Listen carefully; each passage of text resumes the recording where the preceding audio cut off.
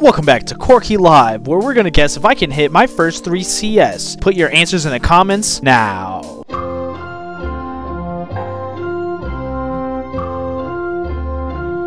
If you guessed 0, then congratulations! You win today's prize of telling me what off-meta build to play in my next ranked League of Legends game. Know what build you want me to use in the comments below. What up everyone, my name is PonzoLive and welcome back to another episode of Diaries of a Bronze Player, where I take my games of my ranked solo duo grind and compile them into a single video with a lesson behind them. If you're a higher elo player, please leave your flame or constructive criticism in the comments down below, because I want to learn and improve as much as possible and hopefully someday be like you someday. And if you're in a similar elo as I am, I hope you can take a thing or two away from this video and let me know what you learned in the comments below as well.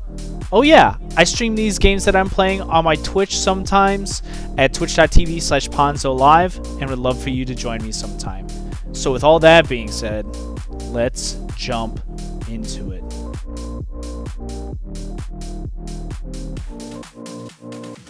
This video I think will be catered more towards the advice side and less of the VOD review side, and I want you to take my advice with a grain of salt because once again I am a bronze iron player, but think my ideas hold some weight as it's given me a solid framework to set my mind up going into this new season.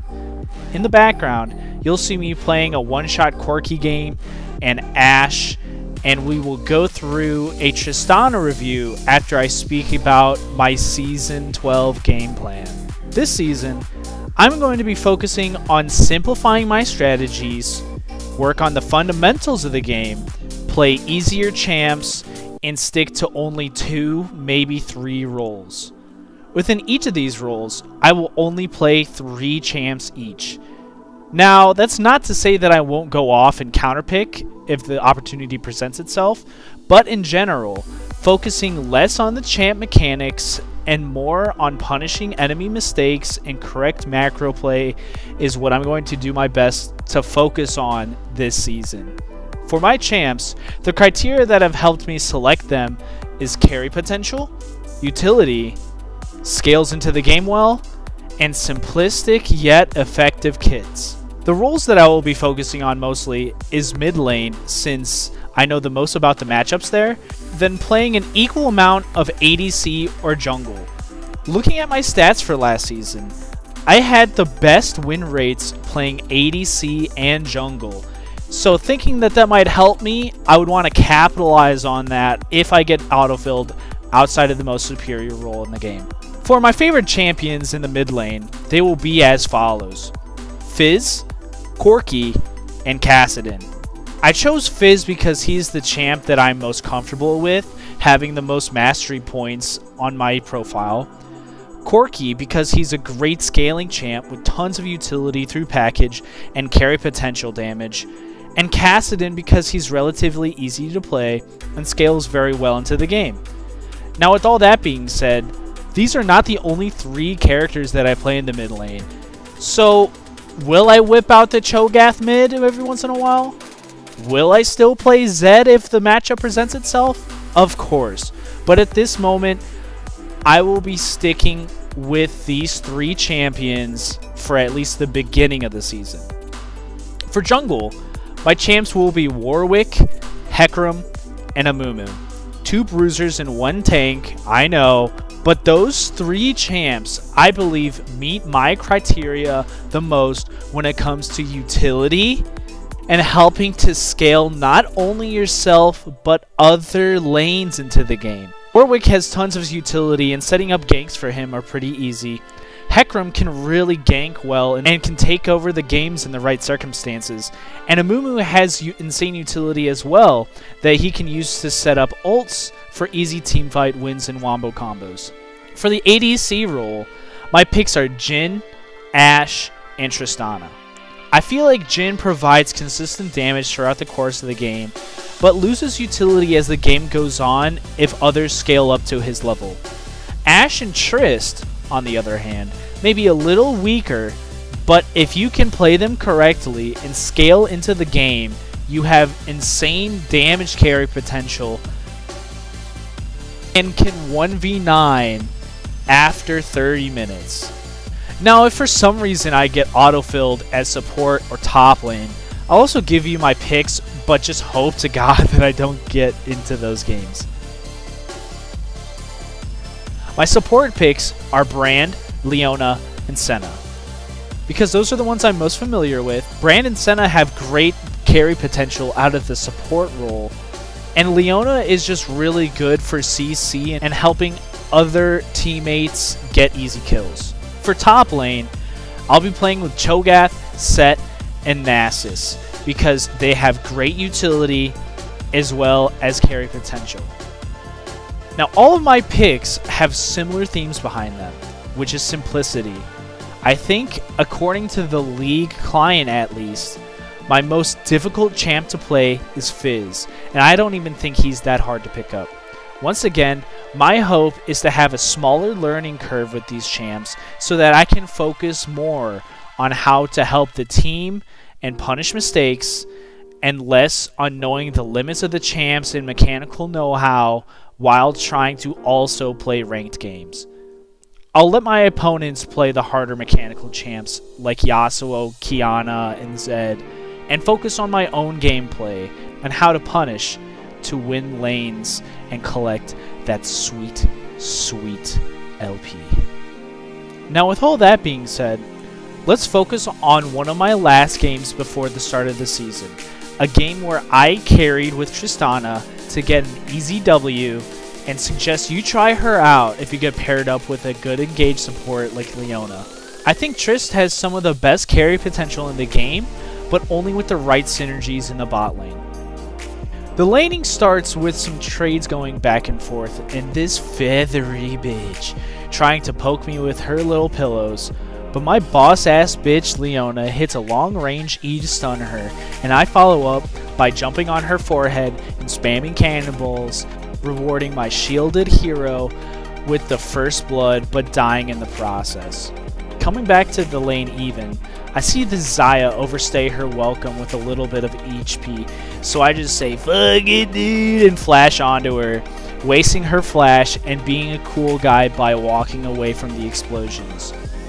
Wanting to stay froggy when I return back to the lane, I take a little poke before realizing that our 4-year-old from the mid lane has roamed away from a wave crashing on her tower, only to steal my kill, but that's okay because I shut down the fire zombie and gained some sweet, sweet gold in the process. Shortly after this, Why So Serious decided he wanted some of this Yordle action, but forgets my Beyonce in shining armor is right behind him, saving my ass so I could get another yummy shutdown. After this, we back and I notice that we have quite the item lead in the bot lane, so I call for my minion, I mean legion of a support to go in, sacrificing herself for my own benefit and feeding me a double kill and grabbing a couple plates afterwards. At this point, I am out of my gourd large and wanting to get froggy at any chance I can get, so every time we get into lane, we fight, and this time I reward my sun-shielded woman with some schmeckles for her job well done. At this point, I'm looking around to see what the rest of the team is doing, since I see the scoreboard is like 10 to 12, and notice that the rest of my team just wants the other team to not get too discouraged and tactically ints a little bit.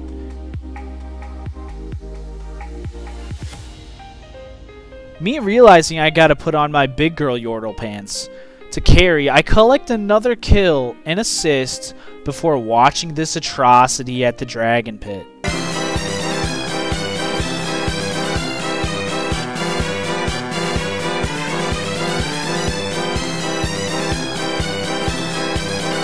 Like I said, they're just inting to make sure they continue playing. So I see this birdie broad up in my lane again and stat check her into oblivion, take the tower, and gain a tempo advantage so we can start team fighting. I see a clown acting like one, so I pick him off, giving us an advantage in this early team fight, pick up the Fireball Circus Worker, and give our team hope.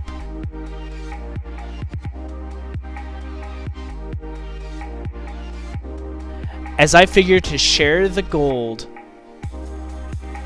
into away my own shutdown, so this How to Train Your Dragon wannabe can get some gold before the team decides they didn't want the Rift Herald anyway.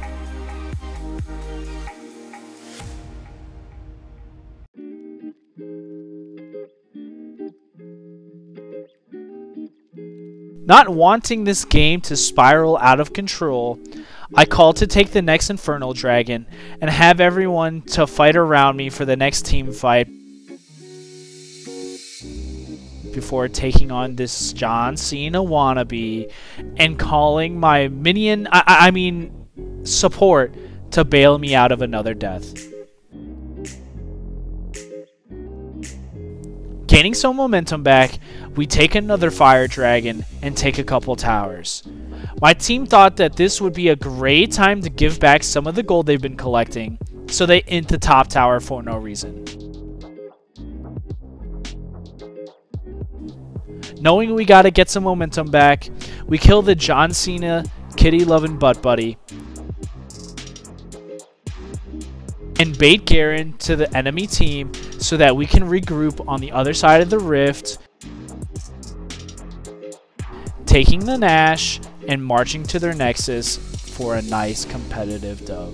To sum up this video, I believe the most effective champs for this season to climb will be easy to master scaling characters that have utility and carry potential. I know this sounds like you need to have a god character, but trust me, if you get fed enough on any character like someone like Tristana or even Fizz, your teammates can be inting away leads, but you'll be so fed that you can take towers in seconds and win off of the smallest mistakes. So if you liked this video, be sure to leave a like and subscribe, and let me know what you thought of my season analysis in the comments below. Do you like my champ picks? Disagree with them? Let me know. With that being said, we'll catch you on the next one, where I go through my placements and talk about what went right and what went wrong. Thank you so much.